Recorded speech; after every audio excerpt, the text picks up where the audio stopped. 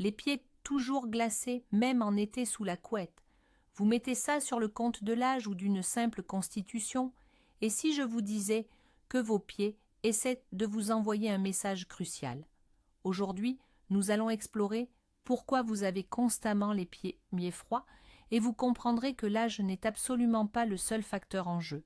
Je vous promets que vous ne regarderez plus jamais ce symptôme en apparence si anodin de la même manière. Alors, commençons par une analogie simple. Notre corps, c'est comme une immense métropole, et notre système circulatoire, son réseau de transport vital. Le cœur est le centre de distribution principal, et le sang, ce service de livraison express qui achemine l'oxygène et les nutriments dans chaque recoin, même le plus éloigné. Mais que se passe-t-il quand des embouteillages apparaissent sur les routes ou que nos coursiers manquent de carburant pour atteindre leur destination finale? Imaginez un instant notre corps comme une vaste métropole fourmillante d'activités. Dans cette ville, le cœur est le principal centre énergétique et de distribution. Quant au système circulatoire, il constitue un réseau routier complexe allant des larges boulevards que sont les artères aux minuscules ruelles que sont les capillaires. Sur ces routes, des coursiers, notre sang, s'activent jour et nuit. Ils sont chargés de livrer chaleur, oxygène et nutriments à chaque recoin de cette ville. Et dans cette mégalopole, on trouve les quartiers les plus reculés, de véritables faubourgs. Ce sont nos pieds et nos mains. Ils sont les plus éloignés du point de chaleur central. Lorsque des perturbations surviennent dans le système d'approvisionnement, quelle qu'en soit la raison, ces quartiers sont les premiers à en pâtir. L'organisme, tel un maire avisé face à une crise, redistribue les ressources. Il dit en quelque sorte « Bon, toute la chaleur et l'énergie seront d'abord dirigées vers le maintien en vie des infrastructures centrales, le cerveau, le cœur et les organes vitaux. Quant au faubourg, les ressources n'y sont acheminées qu'au compte-gouttes, selon un principe résiduel. Le sang n'y arrive tout simplement pas en quantité suffisante pour maintenir une température confortable. C'est pourquoi ce sont les pieds et les mains qui, les premiers, donnent l'alerte et se transforment en glaçons. La première et la plus courante de ces défaillances est le rétrécissement de ces routes elles-mêmes, c'est-à-dire de nos vaisseaux sanguins. Revenons à notre analogie avec l'autoroute. Imaginez une large autoroute à 4 voies menant vers la périphérie, subitement bloquée pour cause de travaux. Il ne reste alors qu'une seule voie, très étroite, pour la circulation. Que se passe-t-il? Exactement, un embouteillage gigantesque se forme. Le flux de véhicules ralentit à la vitesse d'une tortue. Un processus exactement identique se produit dans notre corps. Lorsque les artères et les capillaires se rétrécissent, leur lumière diminue. Le sang chaud et riche en oxygène ne peut tout simplement plus atteindre les extrémités, doigts et orteils, en quantité suffisante. Nos livreurs se retrouvent à l'étroit, ils ne peuvent plus circuler efficacement. En conséquence, vos pieds et vos mains ne reçoivent pas suffisamment de chaleur de l'intérieur. Ils ont froid, non pas parce que la pièce est fraîche, mais parce que leur propre système de chauffage interne est défaillant. Ce processus est appelé vasoconstriction et il peut être déclenché par une multitude de facteurs. Et très souvent, le principal responsable de ce rétrécissement, de ces embouteillages internes, c'est notre mode de vie. Réfléchissez un instant. Combien d'heures par jour passez-vous assis, à votre bureau, au volant de votre voiture, le soir sur votre canapé devant la télévision? Pendant ces moments, nos jambes sont totalement au repos. Or, les muscles des jambes, en particulier les mollets, sont appelés à juste titre le deuxième cœur. Quand nous marchons, courons ou simplement bougeons, ces muscles se contractent activement. À chaque contraction, ils compriment les veines profondes, chassant littéralement le sang vers le haut et l'aidant à remonter vers le cœur, défiant la gravité. C'est une pompe extrêmement puissante qui soulage notre cœur principal. Mais lorsque vous restez assis pendant des heures, cette pompe est tout simplement à l'arrêt. Le sang stagne dans le bas des jambes et le retour veineux ralentit. Et si le vieux sang s'évacue mal, le sang neuf, chaud et artériel arrive lui aussi moins bien. Il en résulte une stagnation et par conséquent cette désagréable sensation de froid. Passons maintenant à l'ennemi numéro 1 de la santé vasculaire, le tabagisme. Peut-être n'avez-vous jamais associé cette habitude au pied froid, mais le lien est on ne peut plus direct et malheureusement dévastateur. Il suffit d'une seule cigarette pour que la nicotine, une fois dans le sang, provoque un spasme immédiat et brutal des vaisseaux périphériques. Imaginez qu'une commande de contraction se propage à travers tout votre réseau vasculaire. Les artères et les capillaires, surtout ceux des mains et des pieds, se resserrent littéralement, leur diamètre se réduisant de manière drastique. Cet effet peut persister jusqu'à 1 heure et demie après une seule cigarette. Et si l'on fume en permanence, les vaisseaux se trouvent alors dans un état de spasme chronique. La circulation sanguine dans les membres est constamment altérée. Pour l'organisme du fumeur, c'est comme tenter de chauffer une immense maison en passant par de tout petits conduits obstrués. Évidemment, la chaleur n'atteindra tout simplement pas les pièces les plus éloignées, c'est-à-dire les orteils, et ce, sans parler des dégâts à long terme que la nicotine inflige aux parois vasculaires, les rendant fragiles et inélastiques. Une mauvaise alimentation joue également un rôle non négligeable, surtout si votre assiette regorge d'aliments gras, frits et ultra transformés. Le grand coupable dans tout cela, un excès de ce qu'on appelle communément le mauvais cholestérol. Pour mieux saisir son fonctionnement, visualisez un instant une simple conduite d'eau. Si, pendant des années, on y déverse de la graisse, des dépôts visqueux commenceront à s'accumuler sur ses parois internes. Au fil du temps, cette couche s'épaissira, réduisant progressivement le diamètre et rendant le passage de l'eau de plus en plus difficile. Dans nos vaisseaux sanguins, un mécanisme très similaire est à l'œuvre. Le mauvais cholestérol, tel un déchet collant et insidieux, commence à se déposer sur leurs parois internes, normalement lisses. Au fil du temps, ces accumulations, que les médecins connaissent sous le nom de plaques d'athérome, s'épaississent, se calcifient et peuvent même durcir. Elles réduisent littéralement l'espace interne du vaisseau, créant de véritables obstacles physiques au flux sanguin. Le sang est contraint de se frayer un chemin avec difficulté à travers ces passages étroits. Résultat, une quantité significativement moindre parvient jusqu'aux jambes et avec elle la précieuse chaleur indispensable à leur bon fonctionnement. Mais que faire si, malgré une hygiène de vie irréprochable, vous ne fumez pas, faites du sport régulièrement et surveillez votre alimentation, vos jambes restent désespérément glacées? Dans ce cas, il est peut-être temps d'explorer la question plus en profondeur, car ce symptôme peut en réalité masquer des problèmes de santé bien plus sérieux. L'une de ces affections est la maladie artérielle périphérique, ou MAP en abrégé. Il s'agit en substance du même problème d'accumulation de plaques d'athérosclérose dont nous avons déjà parlé, mais cette fois-ci à un stade plus avancé et potentiellement dangereux. Avec la MAP, les artères qui acheminent le sang vers vos jambes se rétrécissent à tel point que l'apport sanguin devient gravement insuffisant. Des pieds froids ne sont alors qu'un symptôme parmi d'autres. À cela peuvent s'ajouter des douleurs aux mollets survenant à la marche et disparaissant au repos, une sensation de faiblesse dans les jambes, une peau pâle ou même cyanosée, et parfois des plaies ou ulcères qui peinent à cicatriser. Il ne s'agit plus d'un simple inconfort, mais d'un signal d'alarme clair et urgent de votre corps, indiquant que son système de transport est en état de détresse et nécessite l'intervention immédiate de professionnels de la santé. Une autre cause fréquente et particulièrement insidieuse est le diabète. Un taux de sucre élevé dans le sang, s'il n'est pas maîtrisé, agit au fil du temps comme un poison lent mais dévastateur pour l'ensemble de l'organisme. Ces deux cibles principales sont les nerfs et les vaisseaux sanguins. Premièrement, le sucre endommage les terminaisons nerveuses, en particulier les plus longues, celles qui innervent nos pieds. Ce processus est appelé neuropathie diabétique. Il en résulte une altération de la sensibilité. Les pieds peuvent non seulement ressentir le froid, mais aussi s'engourdir ou au contraire éprouver des sensations de brûlure. C'est comme si le thermostat du système de régulation de la température de votre corps était en panne. Il commence à envoyer des signaux erronés.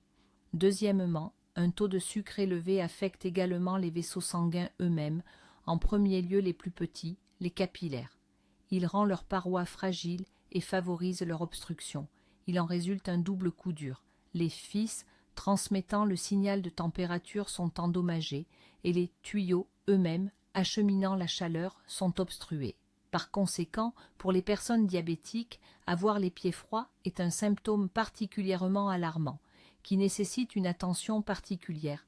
Il existe aussi ce phénomène intéressant, bien que pas toujours dangereux, qu'est la maladie ou le syndrome de Raynaud.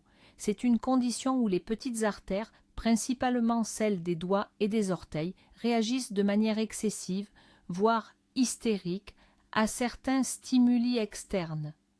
Le plus souvent, c'est le froid qui déclenche ces réactions, par exemple en sortant quelque chose du congélateur ou simplement en sortant par temps frais. Mais un stress émotionnel intense peut aussi provoquer une crise. Que se passe-t-il alors? Les vaisseaux sanguins se spasment de manière brutale et intense, coupant net l'afflux sanguin. On observe alors un tableau très caractéristique, les doigts blanchissent soudainement comme s'ils étaient complètement vidés de leur sang. Ensuite, par manque d'oxygène, ils peuvent virer au bleu, voire au violet. Et quand le spasme se relâche et que la circulation sanguine se rétablit, les doigts rougissent et peuvent devenir douloureux, voire brûlants.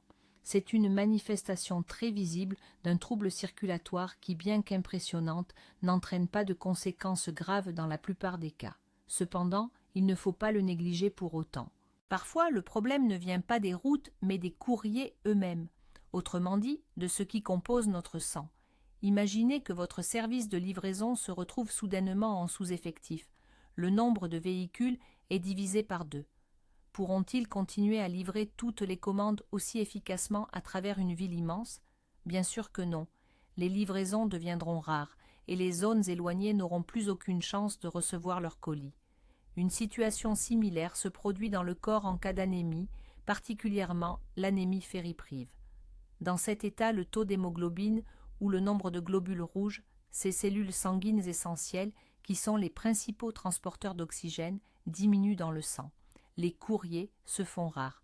En conséquence, les tissus et les organes, y compris nos jambes, commencent à souffrir d'un manque d'oxygène.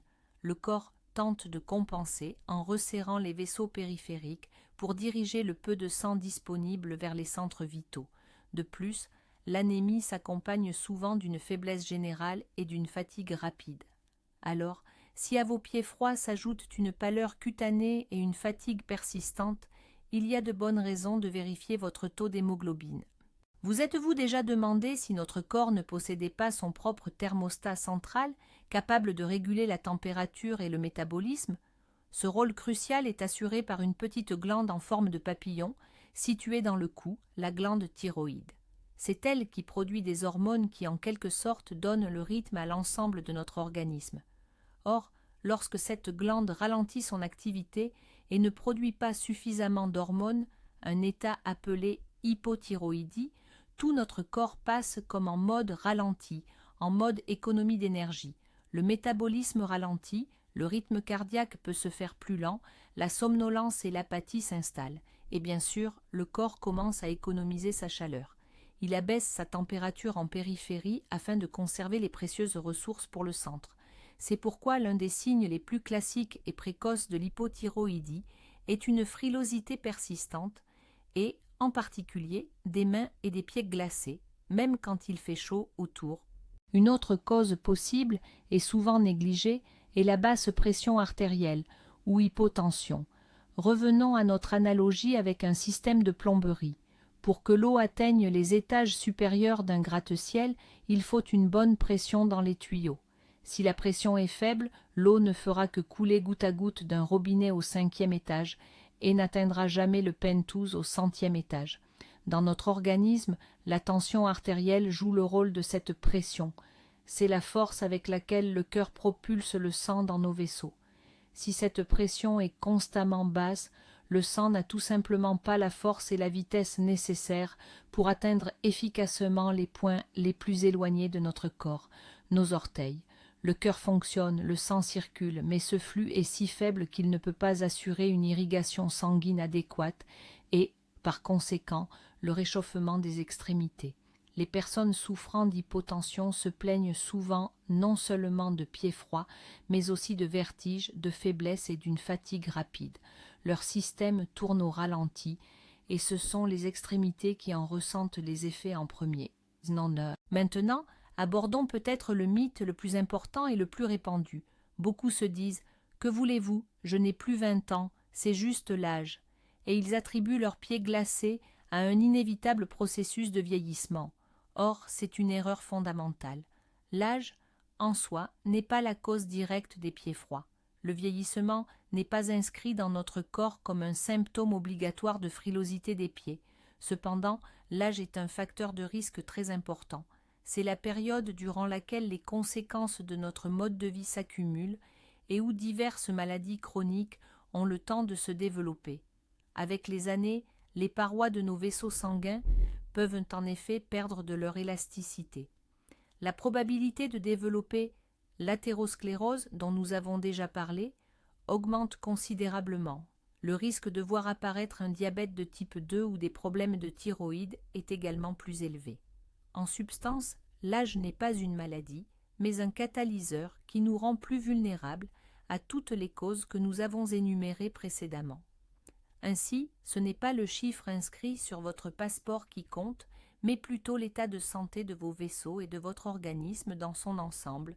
Saviez-vous que la température de vos pieds peut être directement influencée par votre consommation d'eau?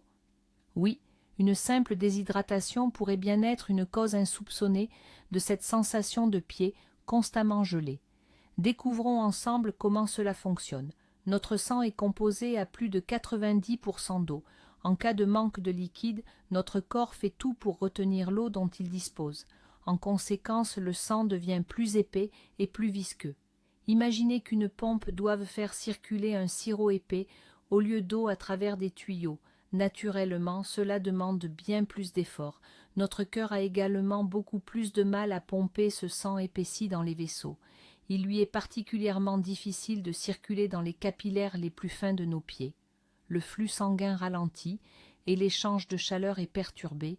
Ainsi, avant d'enfiler une troisième paire de chaussettes, demandez-vous: ai-je bu suffisamment d'eau aujourd'hui? Parfois, la solution à un problème est bien plus simple qu'il n'y paraît. Le stress constant, devenu la norme pour beaucoup d'entre nous, joue lui aussi un rôle insidieux. Face au stress, à l'anxiété ou à un danger imminent, notre organisme déclenche instantanément son ancien mécanisme de survie, la réaction de fuite ou de combat. Notre sang est alors inondé d'une dose massive d'hormones de stress, principalement l'adrénaline et le cortisol. Leur rôle essentiel est de mobiliser toutes les ressources nécessaires à notre survie. Pour ce faire, l'organisme redirige un maximum de sang vers les organes vitaux, le cerveau pour une pensée rapide, le cœur pour des battements accélérés et les muscles majeurs pour permettre la fuite ou le combat. Mais d'où notre corps puise-t-il ce sang? Il le prélève de la périphérie. Ces hormones provoquent un resserrement brutal des vaisseaux sanguins au niveau de la peau, des mains et des pieds. C'est comme si le corps nous disait: il n'est pas l'heure de se soucier de réchauffer les doigts, il faut survivre. Si cette réaction de stress est un événement ponctuel, tout rentre rapidement dans l'ordre. Mais en cas de stress chronique, les vaisseaux des membres peuvent rester dans un état de contraction permanent, ce qui conduit directement à cette sensation de froid. Tiens, il y a un détail statistique intéressant. Les femmes se plaignent beaucoup plus souvent d'avoir les pieds froids que les hommes, et cela s'explique par plusieurs facteurs physiologiques. Premièrement, c'est une question d'hormones.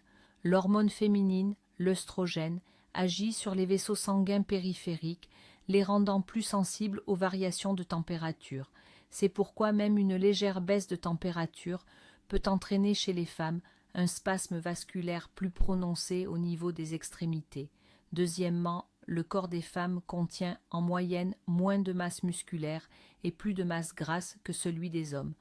Or, ce sont justement les muscles qui agissent comme notre principal chauffage interne, générant une grande quantité de chaleur même au repos. Le tissu adipeux, en revanche, génère peu de chaleur, il a plutôt tendance à la retenir. Il en résulte que les femmes disposent de moins de ces radiateurs internes. De plus, l'organisme féminin est naturellement programmé pour protéger les organes reproducteurs. Ainsi, dès la moindre sensation de froid, il va prioritairement diriger le sang chaud vers la région pelvienne, au détriment des mains et des pieds.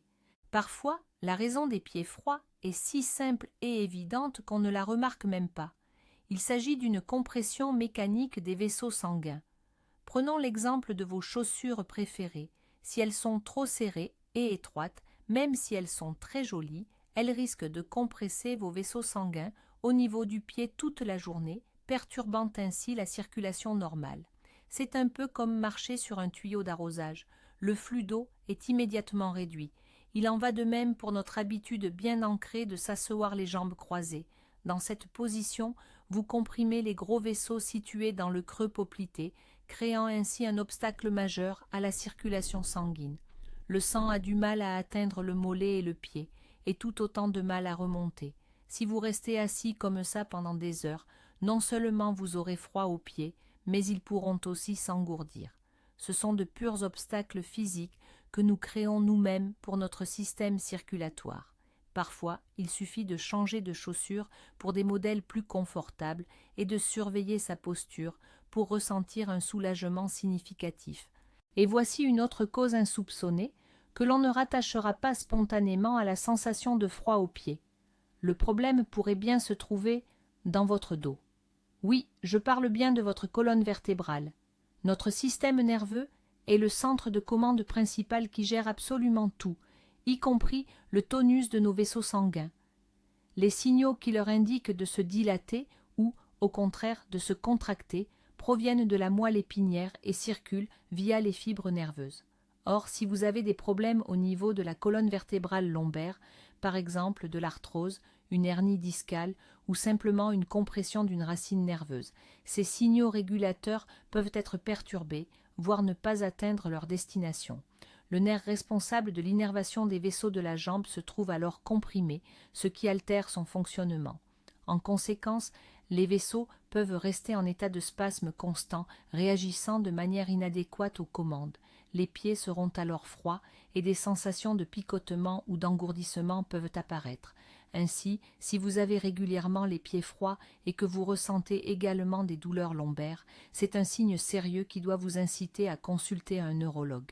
Il est absolument essentiel de bien comprendre la différence entre un simple inconfort passager et des symptômes réellement préoccupants. Si vos pieds sont simplement froids, mais qu'ils conservent une couleur normale, que la sensibilité est intacte et que tout redevient normal après les avoir réchauffés, c'est une chose. Mais il existe des signaux d'alarme qu'il ne faut sous aucun prétexte ignorer. Si à cette sensation de froid s'ajoute un engourdissement persistant, si vous ne parvenez plus à sentir normalement le toucher, si vous remarquez des picotements, des fourmillements ou des sensations de brûlure qui ne disparaissent pas, si la peau de vos jambes devient pâle, bleutée ou marbrée, si des petites plaies ou des ulcérations apparaissent et mettent un temps fou à cicatriser, ou si l'une de vos jambes est constamment plus froide que l'autre, tous ces signes sont des indicateurs d'un trouble circulatoire grave.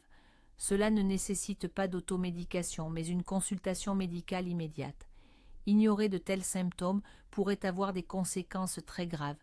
Pour finir, je vous propose un test simple à faire chez vous pour évaluer l'état de votre circulation capillaire.